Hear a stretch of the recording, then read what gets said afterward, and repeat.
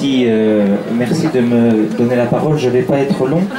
C'est pour vous parler d'un événement qui justement est organisé en partenariat avec Reporter et auquel Hervé, parmi d'autres, participera.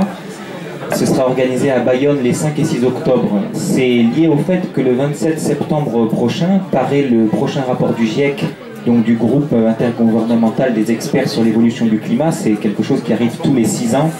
et qui fait un bilan de la situation climatique qui est catastrophique, et il n'y a pas une très grande différence par rapport à celui qui était paru en 2007 et qui avait créé cette onde de choc qui avait fait qu'en 2009 à Copenhague, cette question était devenue réellement mondiale et la prise de conscience mondiale. Depuis, on n'a pas fait beaucoup de progrès sur les mesures à prendre pour cette situation, et donc le 27 septembre,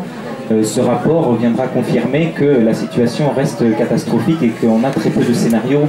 qui nous permettraient de rester en dessous des 2 degrés et d'éviter un emballement climatique irréversible. Ce qu'on note, nous, on est des écologistes basques, on s'appelle BICI, on s'est créé justement à la suite d'une conférence que Hervé avait donnée à Bayonne suite à la parution d'un de ses livres,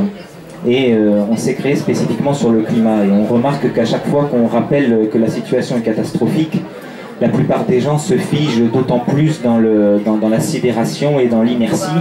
et donc ça nous emmène dans un cercle vicieux puisqu'on ne fait rien, et moins on en fait et plus effectivement on concrétise la catastrophe.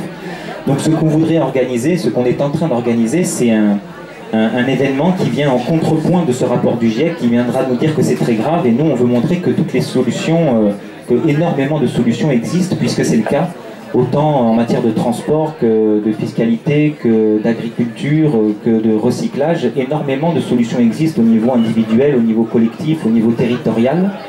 Et on va transformer le 5 et le 6 octobre à Bayonne tout le centre-ville de Bayonne en village des alternatives, qui sera composé de 15 espaces thématiques, donc je viens d'en citer quelques-uns, les transports,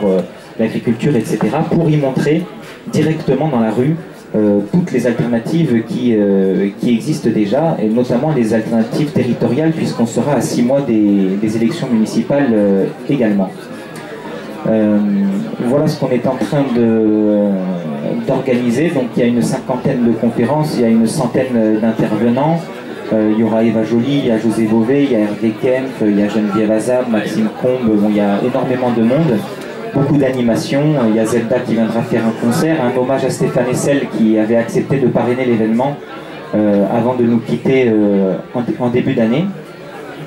Et on voudrait vraiment donner un écho national à cet événement parce qu'on l'avait déjà organisé au niveau local, mais on remarque aussi qu'il n'y a plus aucune mobilisation citoyenne sur le climat, donc on voudrait en faire une journée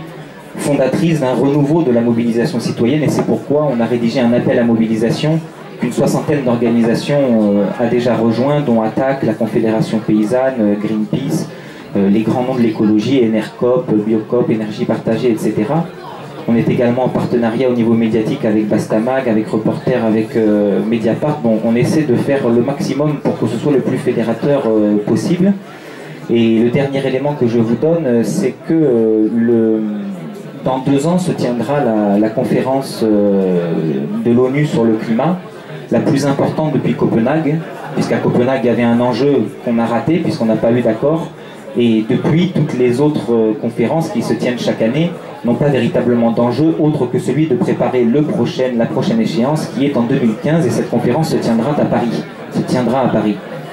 On a donc, nous, les militants du climat et les militants écologistes,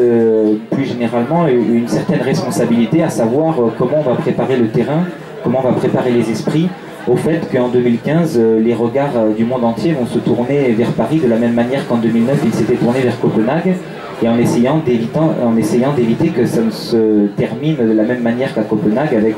cette terrible démobilisation et ce coup de blues qui a suivi l'échec de Copenhague. Nous, il nous semble que transformer un centre-ville en village des alternatives, montrer que ce sont des alternatives qui existent, mais qui en plus construisent un monde meilleur, plus convivial, plus enviable, et qui peut parler au-delà des cercles écologistes, ça nous paraît une bonne manière d'aborder cette problématique.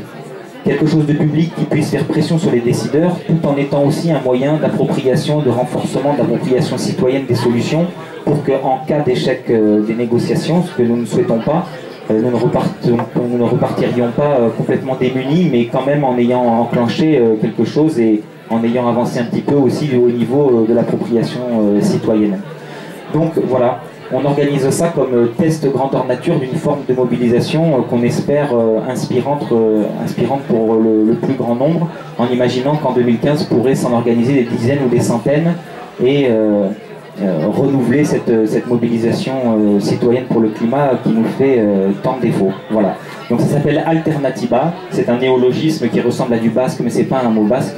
Et ce sera le 5 et le 6 octobre, il y a un camping gratuit, des bus qui s'organisent, donc on vous y attend le plus nombreux possible pour montrer que l'espoir est encore possible. Je vous remercie.